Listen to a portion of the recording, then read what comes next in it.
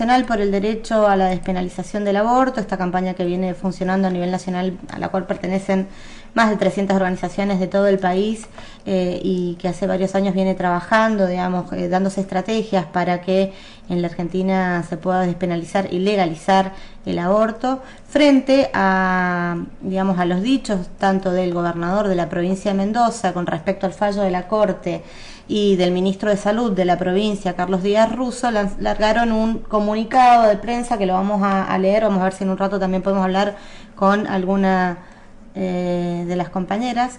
Dice el comunicado: declaración: obstaculizar la interrupción de un embarazo producto de una violación es ilegal.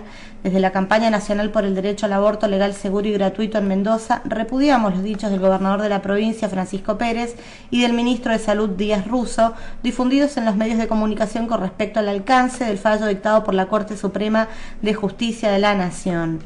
Las afirmaciones del gobernador y del ministro implican un desconocimiento del orden político y jurídico vigente. Los gobernadores de los estados provinciales no pueden elegir si obedecen o no lo establecido por las leyes de nuestro país.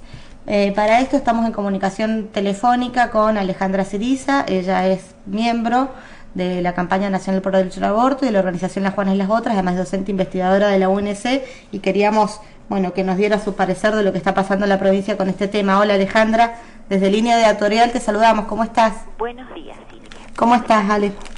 Mira, muy ingratamente sorprendida, o no tan sorprendida, pero la verdad es que las expresiones del ministro Díaz Russo, además de que la negativa a obedecer el fallo de la Suprema Corte de Justicia es realmente una barbaridad. Y revela quién es el ministro. El ministro ha sido gerente de OSDE. El ministro ha hecho previamente declaraciones como, por ejemplo, decir que el problema con la salud es el exceso de demanda, como si las personas demandaran salud como mercancías. Creo que es una persona que tiene una concepción absolutamente privatista, mercantilista de la salud, a lo que se agrega un desconocimiento absoluto del orden del derecho y a lo que se agrega una brutal consideración acerca de las mujeres de un nivel de misoginia inimaginable. Realmente, al parecer, el señor ministro desconoce que no puede vertir opiniones misóginas y discriminatorias en razón del sexo, porque está contraviniendo la CEDAW, que tiene nivel constitucional. Es decir, que realmente creo que estamos viviendo en una provincia cuyos gobernantes ignoran que son servidores públicos. Entonces, verdaderamente, además de sorprendida, estoy profundamente disgustada. Creo que este tipo de expresiones lesionan seriamente los derechos de las mujeres pobres, porque sabemos perfectamente que las ricas pueden pagar para interrumpir un embarazo producto de una violación. Me gustaría saber cómo procedería el señor Pérez, me gustaría saber cómo procedería el señor Díaz Russo si la violada fuera su hija. Es una buena pregunta para Sí, la verdad que sí, una buena pregunta para que nos hagamos todos, ¿no? Porque en realidad lo que sucede con este tema es que las que mueren, es como vos decías, son las mujeres pobres. Así es. Ayer, por ejemplo,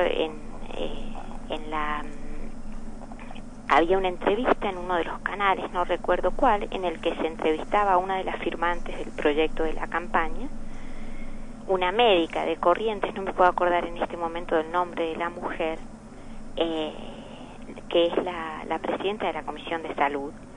Y ella contestaba en su condición de médica por qué razón ella ha firmado el proyecto de la campaña.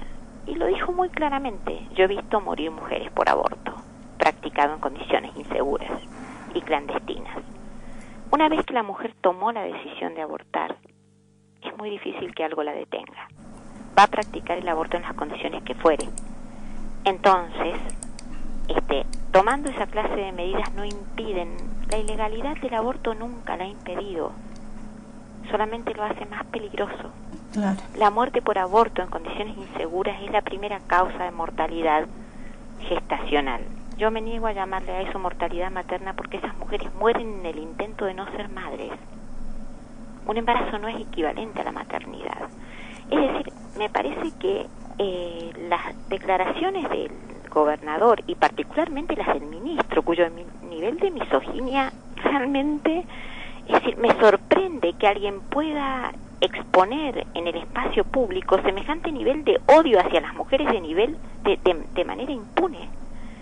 Es decir, no puedo comprender que el odio racista, el odio clasista, el odio sexista puedan ser dichos impunemente en el espacio público por personas que además son funcionarios públicos, servidores públicos.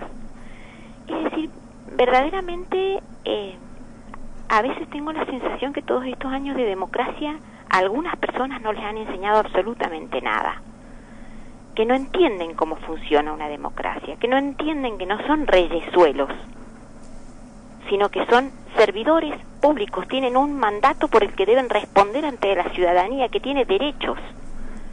Es decir, suponen que están ante una comunidad de feligreses que debemos obediencia. Esto no es así. El señor Díaz Russo puede tener las creencias que le parezca, pero sus creencias no tienen por qué gobernar la vida de las y los ciudadanos, en este caso de las ciudadanas.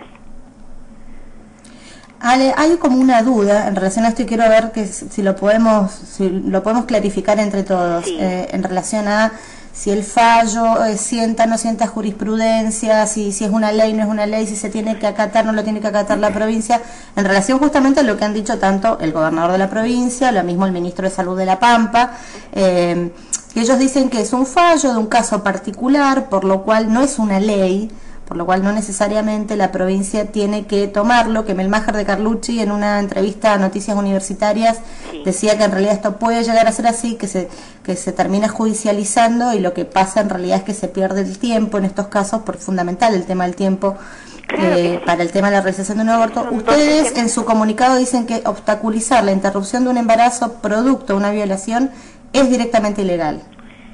Bueno, lo que pasa es que esto depende de cómo interpretes ese fallo de la Corte. Vos podés interpretar que el fallo de la Corte produce una nueva ley, o podés interpretar que en realidad la ley existe desde 1921-1922, ahí hay un problema con la fecha, y que en realidad lo que está haciendo la Corte no es producir una nueva ley, sino simplemente aclarar el Código Penal. El Código Penal tiene jurisdicción nacional. No hay códigos penales provinciales. Hay un solo Código Penal. Y en este caso lo que la Suprema Corte ha hecho es aclarar algo que ya existía desde el año 1922, que es el Código Penal argentino, dándole una interpretación rectora y poniéndolo en armonía con la Constitución y con los tratados internacionales actualmente vigentes.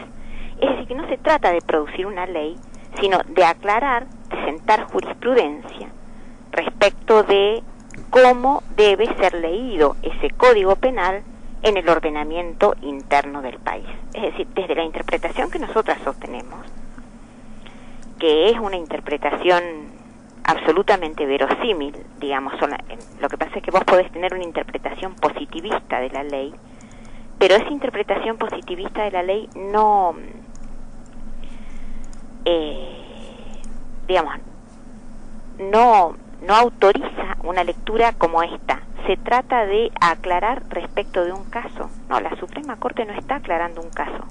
El caso en todo Está caso... aclarando para todos los casos. Está aclarando para todos los casos. Está sentando cómo debe ser leído el Código Penal.